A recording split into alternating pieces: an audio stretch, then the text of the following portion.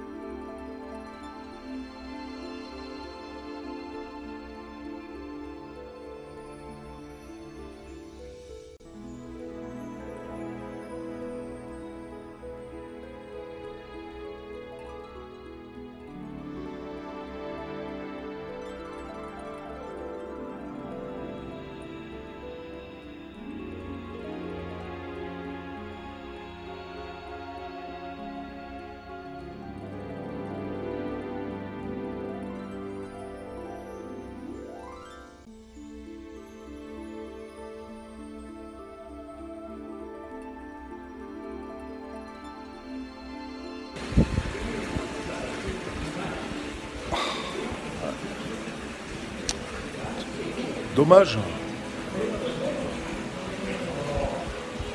Issue fatale. La grue est là pour démolir mon vide.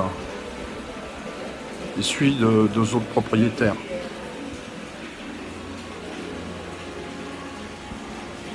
Ouais, donc c'est pas une plaisanterie, hein. Ils vont bien démolir mon vide. Hein.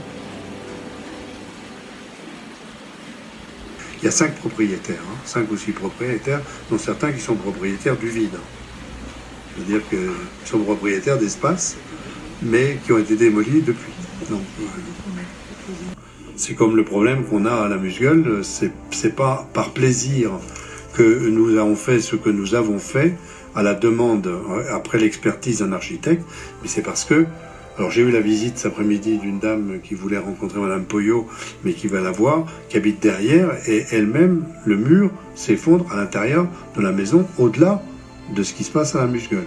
Donc à la Musgueule, il y a à la fois le mur qui est au-dessus, sur le côté, il y a un ventre qui se fait vers l'intérieur, donc on a un risque important, c'est pour ça qu'il faut fermer complètement, mais on l'avait déjà dit depuis longtemps, il y avait déjà qui le savait, puisqu'elle avait elle-même mis en vente les bouquins de sa boutique, il y a une quinzaine de jours, 3 semaines avant qu'on ne ferme, parce qu'effectivement elle savait qu'il y avait des risques.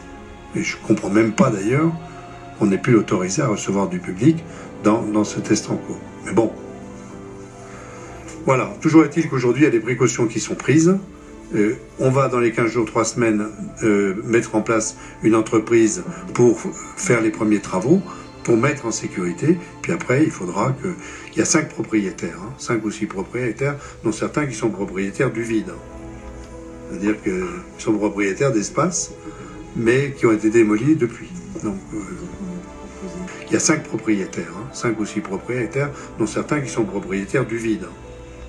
C'est-à-dire qu'ils sont propriétaires d'espaces, mais qui ont été démolis depuis. Donc, il y a 5 propriétaires, 5 ou 6 propriétaires, dont certains qui sont propriétaires du vide. C'est-à-dire qu'ils sont propriétaires d'espaces, mais qui ont été démolis depuis. Donc,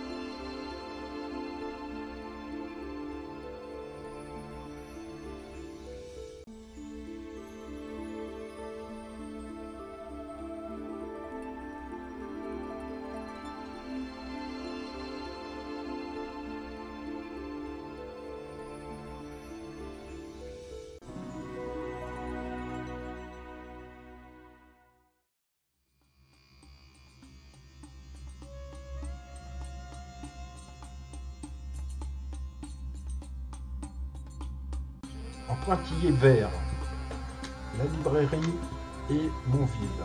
En pointillé rouge, la ruine et ses caves. La charpente de la ruine est en ruine.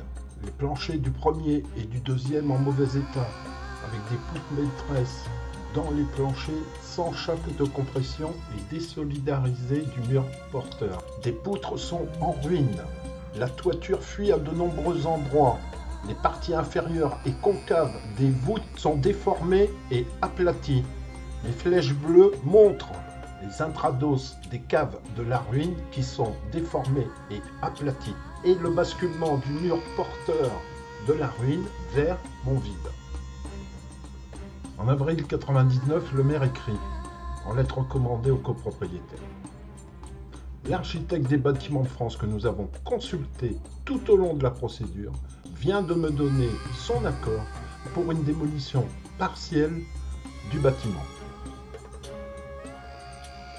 Le syndic, l'agence du parc, règle normalement la facture après avoir suivi tous les travaux de démolition du 41 rue de Casse. Le règlement de copropriété du 41 rue de Casse du 21 avril 1981 comporte 6 lots. Le 8 avril 2005, à Briançon, un notaire procède à la vente du local lot 1 du rez-de-chaussée de l'immeuble du 41 rue de Casse. Dans son article 2, il écrit « Le lot 1 se trouve dans une maison qui a été démolie suite à un arrêté de péril pris par le maire. » Point à la ligne. Le 15 septembre 2009, la même étude notariale procède à une nouvelle vente du lot 1 du rez-de-chaussée du 41 rue de Casse et indique en page 3 désignation de ce bien.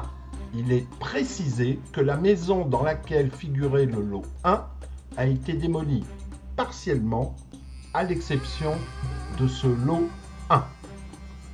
Le 21 février 2019, je reçois le relevé d'hypothèque du 41 rue de Casse que j'ai demandé et indique sur ce dernier que le dernier acquéreur du lot 1 est une SARL par une vente du 8 juillet 1997 de monsieur S. Plus loin, Serge. Il est important de préciser que cette SARL n'est pas sur l'arrêté de péril de 2019. Ce même relevé d'hypothèque du 21 février 2019 indique que les derniers acquéreurs pour Montville, le lot 3, sont toujours mes parents par une vente du 9 novembre 1981 pour 50 000 francs. Mes parents ont déboursé en 99 suite au premier arrêté de péril près de 60 000 francs pour démolir ce lot. Je reçois le 6 février 2019 le relevé de propriété que j'ai demandé au centre des impôts de Briançon. Ce relevé indique qu'il n'y a plus de propriété bâtie au 41 rue de Castres sur la parcelle AP 96 et le dernier propriétaire est monsieur S. Plus loin, Serge. J'ai demandé au syndic pourquoi, malgré la vente de 2005,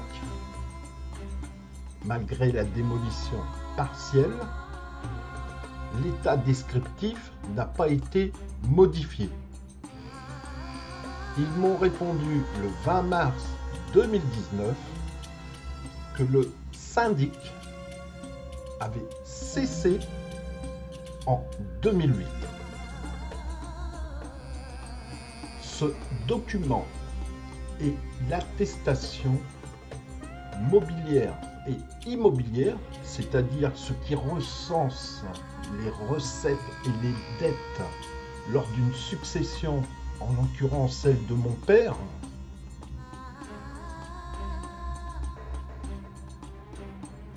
où figure l'ensemble du patrimoine mobilier et immobilier transmis aux héritiers.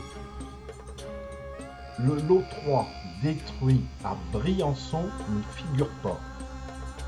Nous l'avons bien mentionné au notaire comme détruit, mais nous n'avons pas de titre de propriété du lot 3 détruit lors de cette signature le 31 janvier 2014 avec ma mère et mes frères.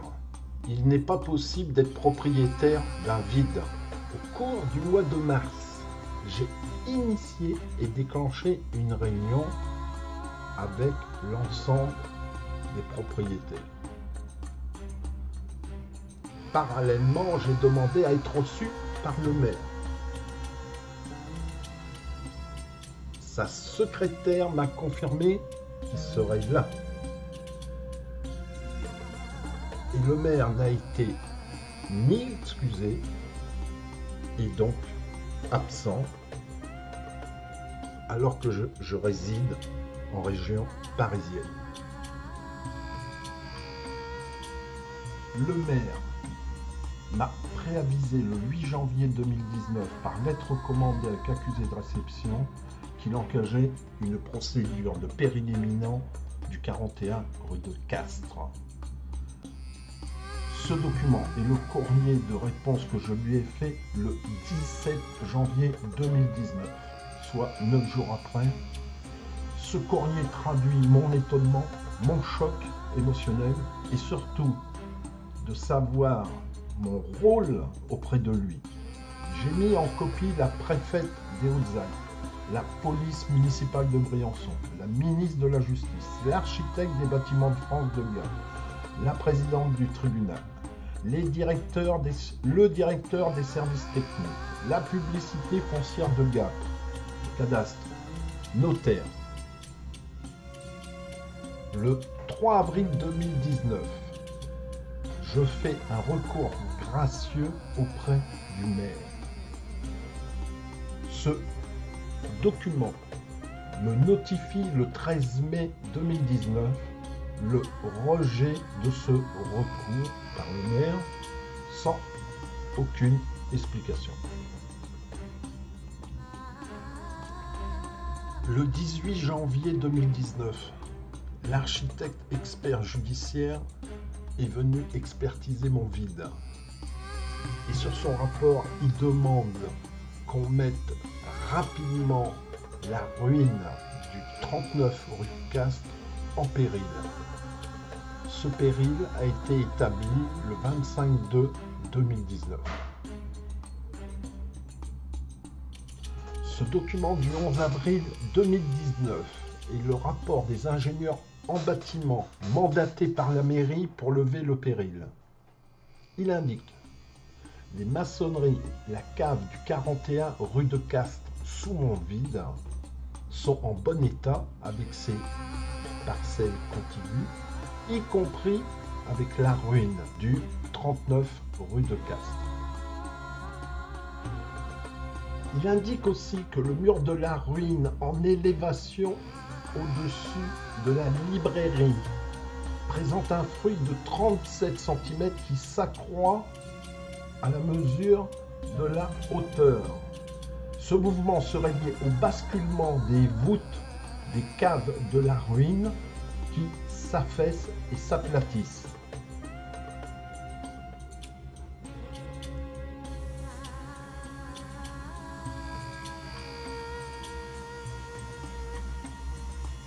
Ça faisait plusieurs moments que nous avions demandé aux copropriétaires de réaliser les travaux, puisque nous avions constaté que la bâtisse tombait en décrépitude et nous étions très inquiets.